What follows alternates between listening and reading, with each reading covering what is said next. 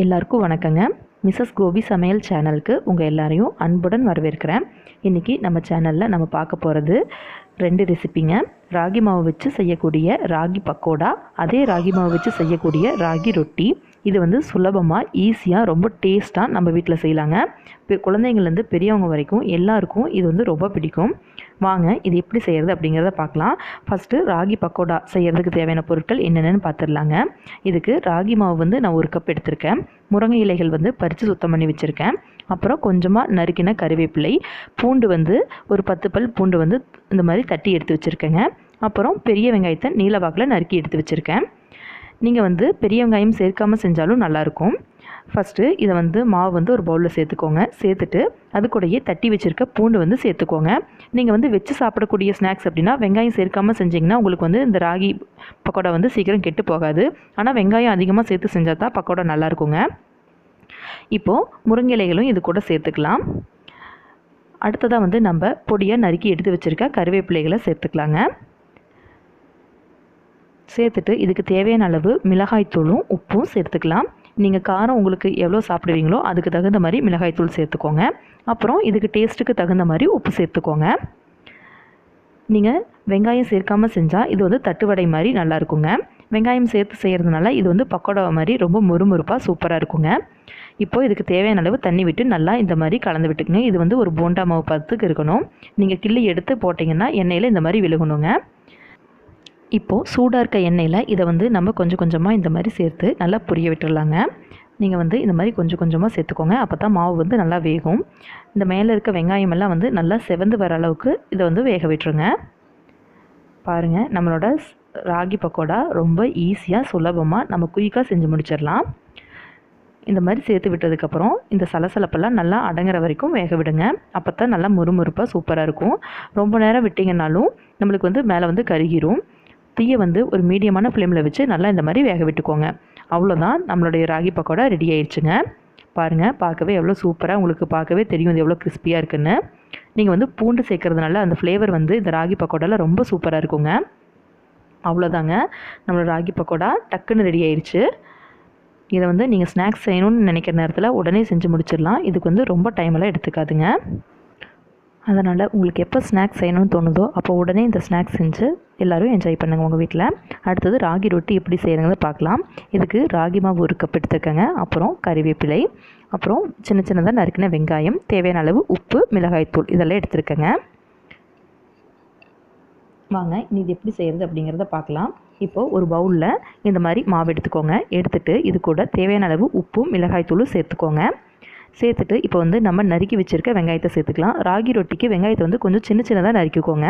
பக்கோடாவுக்கு நீள நீளமாக நறுக்கியிருந்தோம். இதுக்கு சின்ன சின்னதாக நறுக்கினா தாங்க நம்மளுக்கு வந்து ராகி ரொட்டி தட்டும்போது சுலபமாக வரும். இப்போது இது கூட வந்து நம்ம தேவையான அளவு கருவேப்பிலை வந்து சின்ன சின்னதாக நறுக்கி வச்சு அதையும் சேர்த்துக்கலாங்க. நீங்கள் வேணும்னா இது கூட பச்சை மிளகாய் சேர்த்துக்கலாம், இல்லை சேர்க்கலைனாலும் பரவாயில்லைங்க. அவ்வளோதாங்க. இதை வந்து இது கூட நம்ம கொஞ்சம் கொஞ்சமாக தண்ணி சேர்த்து இதை வந்து நம்ம கொஞ்சம் திக்காக பிசைஞ்சிக்கலாம். நம்ம வந்து ராகி பக்கோடாவுக்கு வந்து கொஞ்சம் இலக்கமாக பிசைஞ்சிருந்தோம். இதுக்கு வந்து கொஞ்சம் திக்காக பிசைஞ்சிக்கோங்க. அப்போ தான் நம்மளுக்கு வந்து ரொட்டி வந்து தட்டும்போது சுலபமாக இருக்கும். இப்போது வாழை இலை வந்து இந்த மாதிரி சின்ன சின்னதாக எடுத்துக்கோங்க. எடுத்துகிட்டு அதுக்கு மேலே வந்து கொஞ்சம் எண்ணெய் தடவிக்கோங்க. எண்ணெய் தடவிட்டு நம்ம எடுத்து வச்சுருக்க மாவில் ஒரு சின்ன உருண்டை எடுத்து அது மேலே வச்சுட்டு கையில் வந்து தண்ணி தொட்டுட்டு இந்த மாதிரி தட்டிக்கோங்க. உங்களுக்கு வந்து மாவு கையில் ஒட்டுச்சுன்னா லைட்டாக ஒரு பவுலில் வந்து இந்த மாதிரி தண்ணி வச்சுட்டு தண்ணியில் வந்து உங்கள் கையில் வந்து அப்பப்போ நனைச்சிக்கோங்க. நனைச்சிட்டு அந்த ஈர கைகளால் தட்டினீங்கன்னா உங்களுக்கு வந்து ரொம்ப மெல்லிசாக வரும். நீங்கள் வந்து டைரெக்டாக கல்லுலேயே கூட தட்டலாம். அது வந்து கொஞ்சம் மாவு வந்து தடிமனாக திக்காக வருங்க. இந்த மாதிரி வாழை இலையில் வந்து தட்டி செய்யும்போது நம்மளுக்கு வந்து ரொம்ப மெல்லிசாக ஈஸியாக சுலபமாக வருங்க. பாருங்கள், இப்போ வந்து கல்லை வந்து அடுப்பில் வச்சாச்சு. கல்லில் வந்து தேவையான அளவு எண்ணெய் விட்டுக்கோங்க. எண்ணெய் விட்டுட்டு கல் சூடானதுக்கப்புறம் இப்போ நம்ம ரெடி பண்ணி வச்சுருக்க இந்த மாவு வந்து இலையோடு அப்படியே போட்டுருங்க. இப்போது இது மாவு வந்து லைட்டாக வெந்து வரும்போது இந்த இலை வந்து நம்மளுக்கு ஈஸியாக எடுக்க வரும். போட்டுட்டு ஒரு நிமிஷம் விட்டுட்டு அதுக்கப்புறம் இந்த மாதிரி இலையை வந்து எடுங்க. அப்போது இந்த மாதிரி ஈஸியாக எடுத்துக்கலாம். இப்போது இதே இலையில் நம்ம வந்து மறுபடியும் லைட்டாக எண்ணெய் தடவிட்டு அடுத்த ரொட்டியும் தட்டி வச்சுக்கலாங்க. இந்த மாதிரி வந்து நீங்கள் முன்கூட்டியே வந்து தட்டி வச்சுட்டா உங்களுக்கு வந்து ஈஸியாக வேலை முடிஞ்சிடும். அவ்வளோதாங்க. இப்போ இந்த மாதிரி வந்து நல்லா திருப்பி போட்டு 2 சைடும் வேக விடுங்க. நல்லா வேக விட்டிங்கன்னா தான் டேஸ்ட் வந்து நல்லா இருக்குங்க. தீயை வந்து மீடியம் ஃப்ளேமில் வச்சுட்டு நல்லா இந்த மாதிரி திருப்பி விட்டு வேக விட்டுருங்க. அவ்வளோதான், நம்ம ராகி ரொட்டி ஈஸியாக ரெடி ஆகிடுச்சு பாருங்கள். நம்ம வந்து கையிலே தட்டும் போதும் நம்மளுக்கு வந்து திக்காக வரும், உள்ளே வந்து கொஞ்சம் வேகாத மாதிரி இருக்கும்.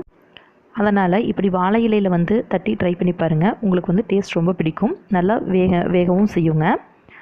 இது வந்து நம்மளுக்கு வேலையும் சீக்கிரமாக முடியும். நம்ம வந்து ஒன்று கல்லில் இருக்க சமயத்துலேயே இன்னொன்று வந்து நம்ம இலையில் தட்டி வைக்கிறதுனால நம்மளுக்கு வந்து டைமும் மிச்சமாகுங்க.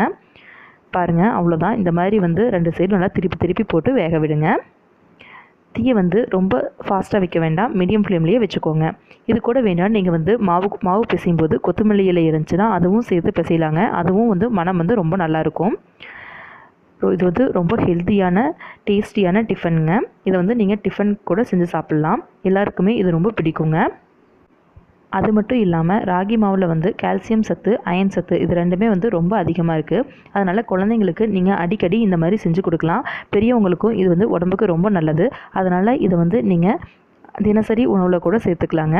நீங்கள் வந்து இந்த மாதிரி செஞ்சு சாப்பிடும்போது எல்லாருமே நல்லா விரும்பி சாப்பிடுவாங்க. பாருங்கள், நம்மளுடைய சுலபமான ராகி ரொட்டி ஈஸியாக ரெடி ஆயிடுச்சு. அவ்வளோதாங்க.